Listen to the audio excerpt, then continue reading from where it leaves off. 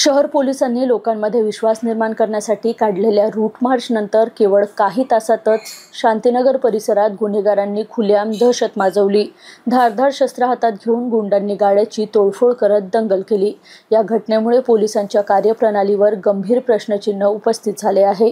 बुधवारी सायंकाळी नागपूर पोलिसांनी शांतीनगर भागात मोठ्या थाटामाटात रूट मार्च काढला। उद्दिष्ट होतं नागरिकांना सुरक्षेची हमी मिळावी, पोलिसांची उपस्थिती जाणवावी, परंतु पोलिसांचा ताफा परतताच त्याच रात्री परिसर गुन्हेगाराच्या दहशतीने हादरलं। NIT गार्डन परिसरात पैशाच्या वादातून काही असामाजिक घटकांनी हाणामारी केली। त्यांच्याकडे धारदार शस्त्र होते। या शस्त्राच्या जोरावर त्यांनी गाड्यांची तोडफोड करून लोकांमध्ये प्रचंड भीतीचं वातावरण निर्माण केलं।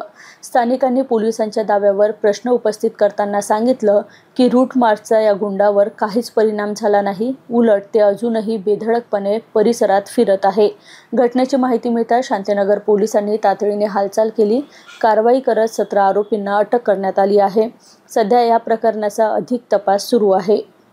आरोपी आहेत आणि तिथे ज्याला मारहाण झाली त्याच्यामध्ये त्यांच्या पैशाच्या कारणावरून वाद होता। त्या कारणावरून ते सुरुवातीला थोडं त्यांची बाचाबाची झाली होती। ते परत पुढे त्याच्या शोधासाठी तिथे गेले। तिथं ते गणपती मंडळाच्या तिथे होता, त्यामुळे तिथं परत त्यांच्यामध्ये तिथे मारहाण झालेली आहे। बरोबर, आतापर्यंत आपण एकूण 17 आरोपींना ताब्यामध्ये घेतलेलं आहे।